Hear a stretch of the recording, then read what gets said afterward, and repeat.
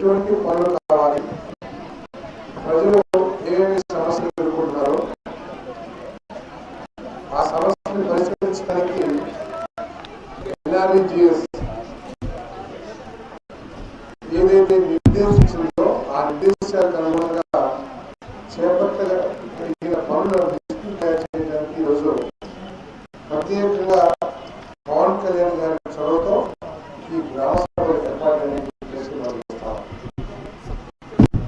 ఎవరో ఎమ్మెల్యే ఎక్కడో కూర్చొని ఆ రోజు పెట్టు, ఈ రోజు పెట్టు, లేదా ఆ పని చేయని కాకుండా గ్రామంలోనే ఈ నిర్ణయం తీసుకోవాలి. గ్రామాలన్నీ కూడా బలోపేతం కావాలి. గ్రామ పంచాయతీ కానివ్వండి, గ్రామ సభ కానివ్వండి, ప్రత్యేకమైన అధికారాలతో ఇటువంటి అన్ని కూడా నిర్ణయించాలనే ఒక ప్రజాస్వామ్య స్ఫూర్తిదాయకమైన నిర్ణయాన్ని మరి ప్రభుత్వం ప్రత్యేకంగా పవన్ కళ్యాణ్ తీసుకోవాలని చెప్పేసి ఆ సందర్భంగా ఈరోజు జరిగిన సమావేశంలో చాలా మంది మాట్లాడారు. ఆ సమస్యలన్నింటినీ తప్పకుండా పరిష్కరించడానికి కృషి చేస్తాం. ముఖ్యంగా ఎన్ఆర్ఈజీఎస్ పనుల్లో చాలా అవకతవకలు జరుగుతున్నాయి అని చెప్పేసి చెప్పారు. అదేవిధంగా అర్హత కలిగిన వాళ్ళందరికీ కూడా నిర్దేశించబడిన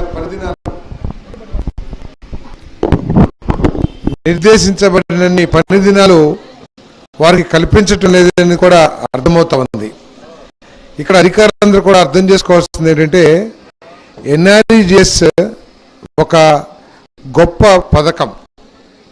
ఒక పక్కన పేదవాళ్ళకి ఉపాధి కల్పించడమే కాకుండా ఉపాధి కల్పించడం ద్వారా ఆయా గ్రామాలని అభివృద్ధి చేసుకోవడానికి కావాల్సిన నిధులు కూడా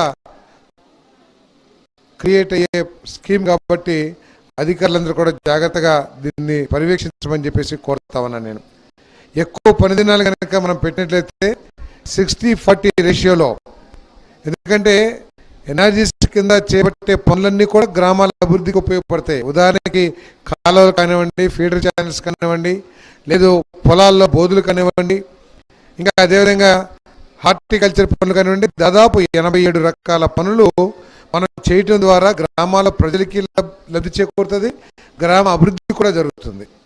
ఆ అభివృద్ధి కాకుండా దాని ద్వారా మెటీరియల్ కాంపౌండ్ కలిగిన 40% విలువ కలిగిన వర్కుల్ని మనం చేసుకోవచ్చు. సీసీ రోడ్లు కానివ్వండి, డ్రైన్లు కానివ్వండి, లేకపోతే యానిమల్ షెడ్స్ కానివ్వండి, రకరకాల పనులు చేసుకోవచ్చు. కాబట్టి నేను అధికారులు ప్రత్యేకంగా ఎన్ఆర్జీఎస్ డిపార్ట్మెంట్ని కోరేది ఏంటంటే మీ గ్రామాల్లో ఏమేమి వర్కులు ఉన్నాయో అధికారులని, ప్రజాప్రతినిధుల్ని, లేకపోతే పార్టీ సోషల్ వర్కర్స్ని వాళ్ళందరినీ కనుక్కొని ఆ పనులు పెట్టమని చెప్పేసి మనం చేస్తా ఉన్నాను. అంతేకాకుండా ప్రతి మనిషికి కూడా 100 రోజులు పని దినాలు. ఈ ఊర్లో 930 కార్డులు ఉన్నాయి, 780 మంది యాక్టివ్గా ఉంటున్నారంటున్నారు. ఆ మిగతా వాళ్ళు యాక్టివ్గా ఉండటం లేదా, లేకపోతే మనం ఉద్దేశపూర్వకంగా వాళ్ళకి పని ఇవ్వకుండా ఇబ్బంది పెడుతున్నాం అనేది కూడా ఒకసారి చూడాల్సిన అవసరం ఉంది. సరే, 780 మంది యాక్టివ్గా ఉన్నారనుకుందాం. 780 ఇంటూ 100 78,000, 78,000 ఇంటూ 300 రూపాయలు, దాదాపు 2.5 కోట్ల రూపాయలు విలువైన పనులు చేసుకోవచ్చు. 2.5 కోట్ల రూపాయలు విలువైన పనులు చేసినప్పుడు దాంట్లో 40% అంటే దాదాపు 80 లక్షలు సీసీ రోడ్లు కానీ, డ్రైన్లు కానీ వేసుకుంటానికి అవకాశం ఉంటుంది. ఈరోజు ఏమవుతుంది, వాళ్ళ నిర్లక్ష్యం కానివ్వండి, లేకపోతే మరి వర్కర్స్ యాక్టివ్గా లేరు నాకు తెలియదు, కానీ కేవలం 38,000 రోజులు పని దినాలు మాత్రమే జనరేట్ అయినాయి. దాని ద్వారా ఏమవుతుంది, మొత్తం 1 కోటి రూపాయలు కూడా పనులు కాలేదు. ఇక్కడ 1 కోటి రూపాయలు అంటే ఎంత వస్తుంది, మనకి 40 లక్షలు మాత్రమే వస్తుంది. సో దాదాపు 60-70 లక్షలు కోల్పోతా ఉన్నాం. దీని మీద దృష్టి పెట్టండి దయచేసి అధికారులు. నెక్స్ట్ టైం నుంచి ఆడిటింగ్ ఇదే కాకుండా ఎందుకు పని దినాలు కల్పించలేకపోయారో కూడా మరి అధికారులు సమాధానం చెప్పాల్సిన అవసరం ఉందని చెప్పేసి మనం చేస్తాం. అదేవిధంగా టెక్నికల్ అసిస్టెంట్, తర్వాత ఎవరైతే ఫీల్డ్ అసిస్టెంట్స్ ఉన్నారో వాళ్ళు మరింత బాధ్యతగా పనిచేయాల్సిన అవసరం ఉందని చెప్పేసి మనం చేస్తాను. ఒక ఉపాధి కూలికి లేదా ఉపాధిలో పనిచేసిన వాళ్ళకి డబ్బులు రాని పరిస్థితి ఉంటే ఆ సమస్యని పరిష్కరించాల్సిన బాధ్యత మనదే అని చెప్పేసి మనం చేస్తాను. అది బ్యాంకు నుంచా, లేకపోతే మీ సేవలోనా, లేకపోతే ఎండి ఆఫీస్లోనా, ఏదైనా కానివ్వండి, ప్రతి సమస్యకి పరిష్కరించదగ్గ మార్గాలు ఉన్నాయి ప్రభుత్వంలో. మీరు వాటిని ఏం పట్టించుకోకుండా మీరేదో పెద్ద ఆఫీసర్ లాగా ఆ కూలీలను అక్కడికి వెళ్ళు ఇక్కడికి వెళ్ళు అని ఇంకొకసారి కంప్లైంట్ వస్తే మాత్రం వాళ్ళ మీద కఠినమైన చర్యలు తీసుకోమని చెప్పేసి అధికారులు కోరతారని చెప్పేసి కూడా మనం చేస్తాను. దయచేసి వాళ్ళందరూ కూడా ఏంటంటే ఇల్లిటరేట్స్, చదువుకోని వాళ్ళు, పేదవాళ్ళు, వాళ్ళకి ఈ వ్యవహారాలన్నీ కూడా ప్రభుత్వ పరిపాలన వ్యవహారాల మీద పూర్తి అవగాహన లేని వాళ్ళు. మీరు అవగాహన ఉందని కదా మిమ్మల్ని ఫీల్డ్ అసిస్టెంట్ గాను టెక్నికల్ అసిస్టెంట్ గాను పెట్టుకుంది. మీరేమి చదివి పరీక్షలు రాసో లేకపోతే ఏదో రాసి కాదు, ఒక మంచి వ్యక్తి చదువుకునేవారు అని చెప్పేసి మీరు గుర్తించేశారు కాబట్టి ఇక్కడ నుంచి అటువంటి కంప్లైంట్స్ రాకుండా చూడమని చెప్పేసి మనం చేస్తాను. అదేవిధంగా రెవెన్యూ అథారిటీస్, నూజివీడు నియోజకవర్గంలో రెవెన్యూ ఇష్యూస్ కోకొల్లలు, దాని మూలంగా గ్రామాల్లో అశాంత వాతావరణం నెలకొల్పబడతా ఉంది. దాని మూలంగా ఒకళ్ళొకళ్ళు కుటుంబాలు కూడా గొడవలు పడి పోలీసుల కేసులకు వెళ్ళే పరిస్థితి ఉంది. వాళ్ళు కష్టపడి పండించిన పంటని రకరకాల డిపార్ట్మెంట్స్ కూడా తెచ్చుకోనికోకుండా, అది ఫారెస్ట్ కానివ్వండి, రెవెన్యూ కానివ్వండి, అధికారాన్ని చూపిస్తానికి ప్రయత్నం చేస్తున్నారు తప్పితే ఆ పేదవాడి సమస్య ఎందుకు ఉత్పన్నమవుతుంది, అది ఉత్పన్నం కాకుండా మనం ఏం చేయాలనే బాధ్యతతో అధికారులు ఆలోచించకపోవడం శోచనీయమని చెప్పేసి కూడా మనం చేస్తామని నేను ఫారెస్ట్ అధికారులకి, రెవెన్యూ అధికారులకి దయచేసి విలేజ్ వైజ్ అయినా సరే మీరు జాయింట్ సర్వే ఏర్పాటు చేసి ఫారెస్ట్ బౌండరీస్ గుర్తించండి. ఫారెస్ట్ బౌండరీస్ గుర్తించిన తర్వాత ఫారెస్ట్లోకి వెళ్తే రైతుల మీద చర్యలు తీసుకోండి. కానీ మీరు గుర్తించుకోకుండా వాళ్ళు తెలుసో తెలియకో ఆ భూమిలో ఒక చెట్టు వేసుకుంటారు, ఒక మామిడి చెట్టు వేసుకుంటారు, లేకపోతే ఇంకో చెట్టు వేసుకుంటారు, దానికి కేసులు పెట్టి వాళ్ళు వేధించడం అనేది కరెక్ట్ కాదని చెప్పేసి మనం చేస్తాను. దీని మీద దయచేసి ఫారెస్ట్ అధికారులు నేను చాలా స్పష్టంగా ఇక్కడ మనవి చేస్తామని నేను, మీరు జాయింట్ సర్వే చేయండి, రెవెన్యూ అథారిటీస్ కూడా కోఆపరేట్ చేయండి. జాయింట్ సర్వే చేసి ఏదో చేసాము ఇక్కడ ఏదో గీత గీసి కాదు, మీ బౌండరీస్ని కాంక్రీట్తో నిర్మాణం చేసి ఇంకా వాళ్ళు అటు సైడ్ వెళ్ళకోకుండా చూడండి. కానీ వాళ్ళు మీరే మార్గాలు సృష్టించి అనుమానాలు సృష్టించి వాళ్ళు చేసిన తర్వాత మీ అధికారాలను చూపించి యాక్షన్ తీసుకుంటారని మాత్రం అది చల్లదని చెప్పేసి నేను మనవి చేస్తాను. నేను అదేవిధంగా గ్రామాల్లో కూడా దయచేసి సెక్రటరీస్ని మనవి చేస్తున్నాను, మీ పనితనం మూలంగా, మీ పనితీరు మూలంగా గ్రామాల్లో వ్యక్తిగత కక్షలు పెరగకూడదు. మీ ఏ యాక్షన్ మూలంగా సరే, మీరు తీసుకున్న ఏ నిర్ణయం మూలంగా అయినా సరే, లేకపోతే మీ చర్యల మూలంగా గ్రామంలో ఏదైనా విద్వేషాలు రెచ్చగొట్టబడితే మీ మీద కఠిన చర్యలు తీసుకుంటానికి అవసరమైతే ప్రభుత్వ దృష్టికి, ముఖ్యమంత్రి గారి దృష్టికి, పవన్ కళ్యాణ్ గారి దృష్టికి కూడా తీసుకెళ్తానని చెప్పేసి కూడా నేను స్పష్టంగా తెలియజేస్తున్నాను. దయచేసి బాధ్యతగా ప్రజలు ఎదుర్కొన్న సమస్యల్ని మీరు పరిష్కరించండి. మీ స్థాయిలో పరిష్కరించలేకపోతే ఉన్నతాధికారులకు తెలియజేయండి, ఉన్నతాధికారులు కాకపోతే ప్రజాప్రతినిధులకు తెలియజేయండి. ఏదో ఒక మార్గం మనం చూపించాలి తప్పితే అనారోగ్య పరిస్థితులు సృష్టించబడుతున్నా కూడా మనకేం పట్టనట్టు, లేదా ఎవరో ఒక రాజకీయ నాయకుడు ప్రాపకం కోసమో, లేదా ఒక రాజకీయ పార్టీ కార్యకర్త ప్రాపకం కోసమో మీరు పనిచేసే మాత్రం మీకు చాలా తీవ్ర చర్యలకి గురి కాబడతారని చెప్పేసి కూడా ఈ సందర్భంగా తెలియజేస్తాను. దయచేసి రాబోయే రోజుల్లో ఇవన్నీ కూడా మారాల్సిన అవసరం ఉంది.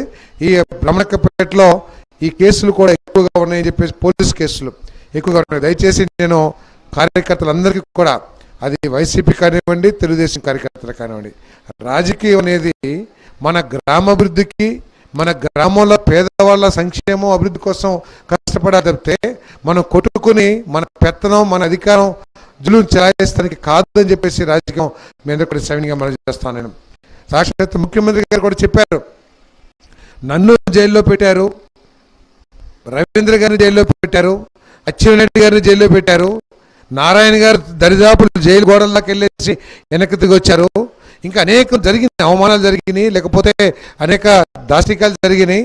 కానీ అవన్నీ కూడా మనసులో పెట్టుకోవద్దు. మనకుంటుంది మానవ సహజం, మనల్ని ఏడిపించారు కాబట్టి 5 సంవత్సరాలు, ఇప్పుడు వాళ్ళని ఏడిపించాలనే కోరిక మనలో బలంగా ఉంటుంది. కానీ ఈ విధంగా వాళ్ళు వచ్చినప్పుడు మనల్ని వచ్చినప్పుడు వాళ్ళని ఈ విధంగా చేసుకుంటూ పోతే గ్రామాల్లో మంచి వాతావరణం చెడిపోతుంది, గ్రామ అభివృద్ధి కూడా కుంటుపడుతుందని చెప్పేసి మనం చేస్తాను. దయచేసి అటువంటి వాటికి మీరు ప్రేరేపించవద్దు పరిస్థితులని చెప్పేసి మనం చేస్తూ, తప్పుకోకుండా చట్టపరంగా తప్పు జరిగినాయి. ఇందాక ఎనర్జీ చాలా మంది చెప్తా ఉన్నారు, రాని వాళ్ళకి డబ్బులు ఇచ్చారని, లేకపోతే సర్వే ఏదో తప్పు చేయటం మూలంగా గొడవలు సృష్టించబడుతుందని చెప్పారు. తర్వాత ఇంకొకళ్ళు ఎవరో నోటీస్ ఇచ్చినా కూడా ఇల్లు కట్టేసుకుంటున్నారని చెప్పారు.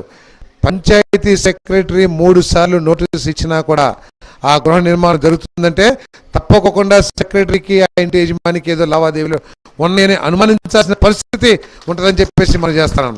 మనం నిజాయితీగా ఉండటమే కాదు, నిజాయితీగా ఉన్నట్టు ప్రజలకు కూడా అర్థం కావాల్సిన అవసరం ఉందని చెప్పేసి మనం చేస్తున్నాం. అప్పుడే అడ్మినిస్ట్రేషన్ మీద ఒక నమ్మకం ఏర్పడితే తప్పితే మీరేదో నేను నిజాయితీగా ఉన్నావో లేదో ప్రజలకి అర్థం చేసుకోవాల్సిన అవసరం ఉంది. కాబట్టి దయచేసి అధికారులందరూ కూడా ఆ దిశ ఆలోచించాలని చెప్పేసి మనం చేస్తా ఉన్నాను. మరి ఎస్సీ కాలనీలో మరి ఎన్నికలు కూడా చూశాను నేను, 4-5 రోజులు కూడా మంచినీళ్ళు లేని పరిస్థితి ఉంది. దయచేసి అటువంటి పరిస్థితులు ఇక ముందు కొనసాగకుండా చూడండి. దానికి కావాల్సిన నిధులు ఎక్కడి నుంచి సరే తీసుకొస్తానో మీరు మాత్రం ఆ ఎస్సీ కాలనీస్ ఏదైతే ఉన్నాయో దానికి వెంటనే నెక్స్ట్ మీటింగ్ లోపల లేకపోతే ఒక టైం పెట్టుకుని మీరు అక్కడ బోర్లు వేసి డైరెక్ట్ పంపింగ్ ద్వారా ఇస్తారా లేకపోతే ఏ విధంగా ఇస్తారా మీరు చేయాల్సిందని చెప్పేసి కూడా నేను మండల డెవలప్మెంట్ అధికారి గారిని అదేవిధంగా ఎంపీపీ గారిని కూడా నేను కోరుతా ఉన్నాను. మన ఇటువంటి త్రాగునీరు, డ్రైనేజీలు ఇటువంటి వాటి మీద మన రాజకీయాల్ని చేర్చొద్దు. నేనైనా సరే, మీరైనా సరే, ఏ పార్టీ నాయకులైనా సరే మనందరి బాధ్యత నూజివీడు నియోజకవర్గాన్ని అభివృద్ధి చేయటం, నూజివీడు నియోజకవర్గంలో గ్రామాల్లోని ప్రజల సమస్యని తీర్చడం మన బాధ్యత. అది మీరు ఏ పార్టీ, నేనే పార్టీ అనేది పక్కన పెడదాం. పంచాయతీ ప్రెసిడెంట్ గారు, ఎంపీపీ గారు, ఎమ్మెల్యే గారు మనందరం కూడా కంబైన్డ్ బాధ్యత మన నియోజకవర్గానికి తీసుకోవాలని చెప్పేసి కూడా మనం చేస్తూ ఏదైతే శాలివాహన సోదరులు ఆ డ్రైనేజ్ గురించి ఇబ్బంది పడుతున్నారో దాన్ని వెంటనే పరిష్కరించమని చెప్పేసి అవసరమైతే ల్యాండ్ ఎక్విజిషన్ చేయాలంటే కంపల్సరీ ల్యాండ్ ఎక్విజిషన్ చేయండి. ఒక 10 ల్యాండ్ ఎక్విజిషన్ చేయాలంటే ఆ నీళ్లు పోవడానికి తప్పకుండా చేయండి. నేను కావాలంటే కలెక్టర్ గారితో మాట్లాడి నిధులు ఏర్పాటు చేపిస్తాను నేను. అంతేగాని ఏదో తప్పించుకోవడానికి అది ప్రైవేట్ ప్రాపర్టీ ఒక అధికారులు మాట్లాడినవి మనమే సమస్యలు పరిష్కరించలేకపోతే ఇంకా మన ఈ వ్యవస్థ ఎందుకు? ల్యాండ్ అక్విజిషన్ చేసే అధికారం మనకు ఉంది. ఆర్డీఓ గారి దృష్టికి తీసుకెళ్ళండి, ఎంఆర్ఓ గారి దృష్టికి తీసుకెళ్ళండి, లేదా కలెక్టర్ గారి దృష్టికి తీసుకెళ్ళండి. ఇంకా నిధులు సమస్య ఉంటే నా దృష్టికి తీసుకురండి. అంతేగాని 3 రోజులు 5 రోజులు ఆ విధంగా వర్షపు నీరు ఆ విధంగా నిలబడి ఉంటే పిల్లల ఆరోగ్యాలు ఏ విధంగా ఉంటాయో కూడా మనం ఆలోచించకపోతే ఎలా అని చెప్పేసి ప్రశ్నిస్తా ఉన్నాను నేను. దయచేసి దాన్ని వెంటనే పరిష్కరించమని కూడా కోరుతా ఉన్నాను. అదేవిధంగా ఏదైతే మన నియోజకవర్గానికి 20 కోట్ల రూపాయలు ఎన్ఆర్జీఎస్ నిధులు కేటాయించడం జరిగింది. మనకి 4 మండలాలు ఉన్నాయి, మరి ఒక మున్సిపాలిటీ ఉంది. అన్ని గ్రామాల్లో కూడా న్యాయం చేయడానికి నా వంతు ట్రాన్స్పరెంట్గా పారదర్శకంగా ప్రయత్నం చేస్తానని చెప్పేసి మనం చేస్తాను. తప్పుకోకుండా ఏదైతే మీ గ్రామాల్లో చెప్పారో ఆ గ్రామంలో ఉన్న సమస్యల తీవ్రతను బట్టి ఆ నిధులు కేటాయించడానికి ప్రయత్నం చేస్తాను. ఇవి అయిపోయినా కూడా తప్పకుండా మన ప్రభుత్వం దృష్టికి తీసుకువెళ్ళి మరి ఇంకా నిధులు తీసుకొస్తాను ప్రయత్నం చేస్తాను. మరి మీ అందరూ తెలుసు, పేపర్లు చూస్తూ ఉంటారు, మన కూటమి ప్రభుత్వంలో మరి చంద్రబాబు నాయుడు గారు కానీ, పవన్ కళ్యాణ్ గారు కానీ, లోకేష్ గారు కానీ తీవ్రంగా కృషి చేస్తూ ఉన్నారు. నిధులు ఏ విధంగా తీసుకురావాలి, గత ప్రభుత్వంలో జరిగిన ఆర్థిక క్రమశిక్షణ రాహిత్య పనుల మూలంగా ఈరోజు చాలా ఇబ్బంది పడుతూ ఉన్నాం.